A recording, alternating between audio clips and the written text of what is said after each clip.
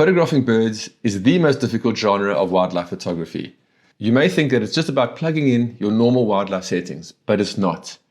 Bird photography requires your camera to be specifically set up, and that'll give you the best chance of getting great bird images.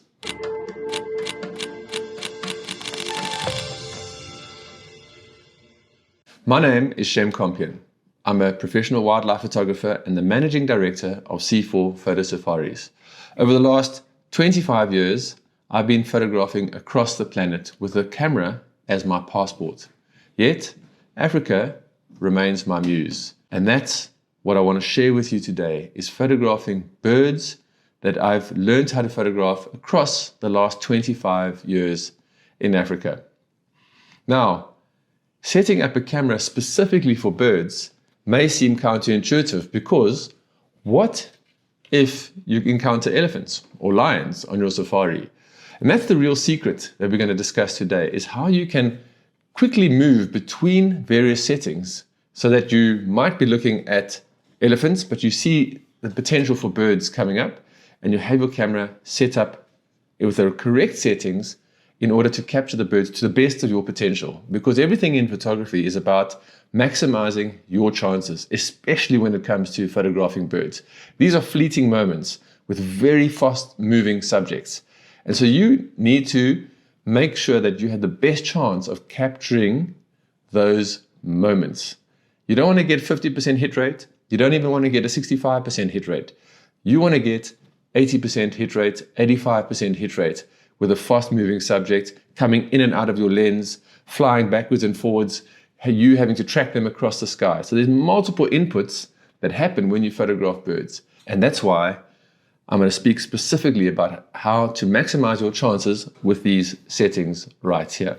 In no order of preference, here is the first things that I look at when I'm going to be photographing birds. The first one is frames per second.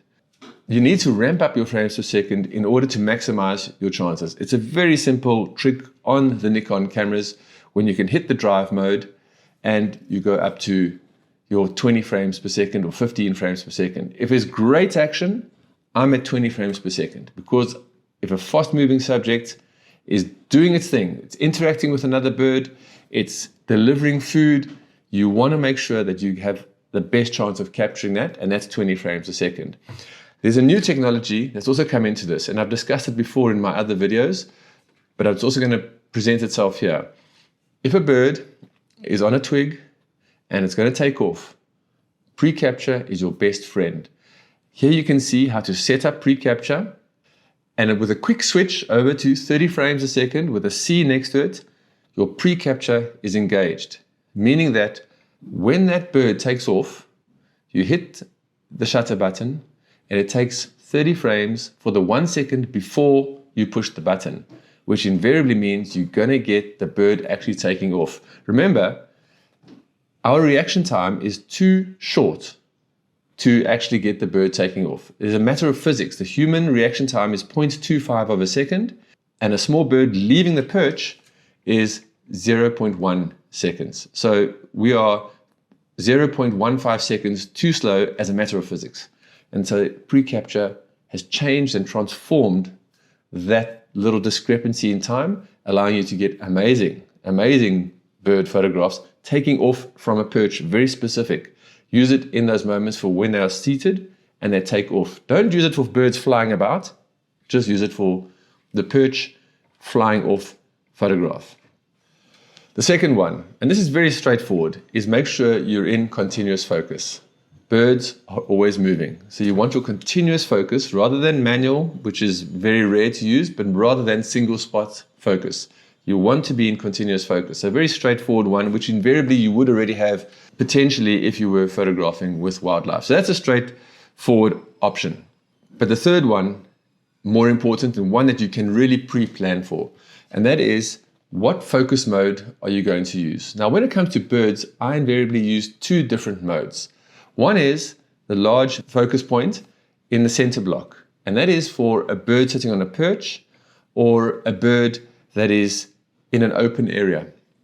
Because this focus block can lock on, give you very accurate focus, and stay with that bird. If there's a group of birds or you've got birds flying in the sky, I flick over to the wide square block.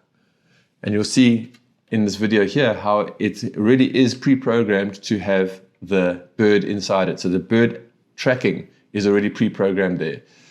Those are the two default ones that I flick through and have set up in my camera to very quickly cycle through the various focus points that I use the most. And those are the two I use for bird photography. In my other Nikon wildlife videos, I've spoken at length about how to set that up in your camera. Number 4, make sure you have the right shutter speed.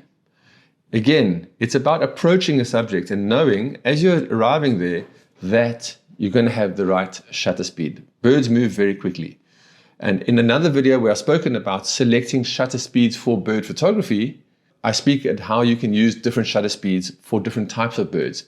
But the default setting should be around about 1600th of a second. The smaller the bird, the faster the shutter speed. So if it's a very small bird, bee eaters, I'm already at 2500th of a second, 3200th of a second, even 4000th of a second.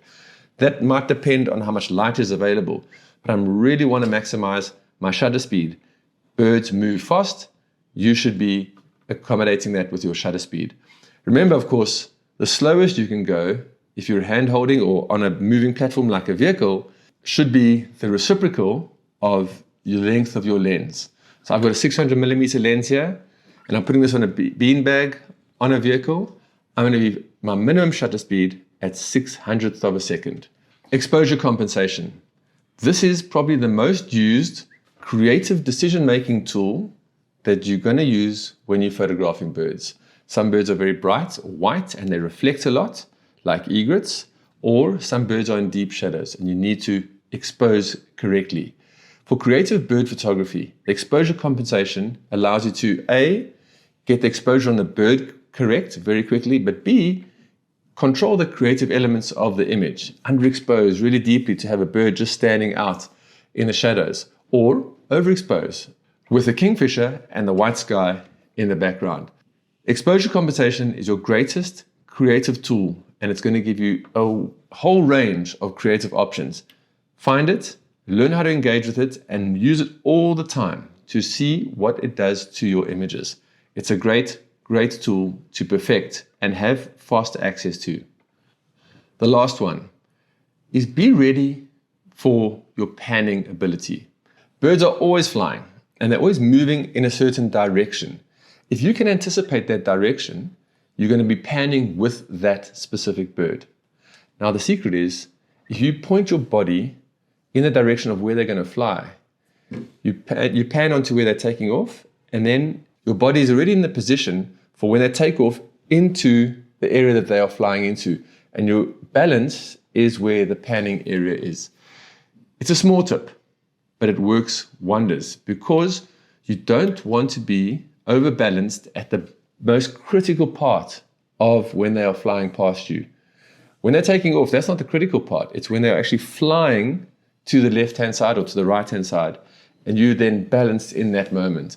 So get yourself comfortable, position yourself for where they are flying towards, and then as they take off, everything is in balance or in sync. You don't want to be falling over when the moment is critical. Having these very specific setups on your Nikon camera is going to help you really improve that hit rate of your bird photography. Birds are wonderful creatures to photograph, and I want you to maximize all the chances and opportunities that you can get when you photograph these wonderful creatures. So the most important part here, recognize in advance the opportunity that is approaching you. Set your camera up with these settings, and your chances go from 50, 60% right up to 85, 90% of a hit rate. And that's what we really want with these fast-moving, beautiful creatures. See you in the field. Thank you.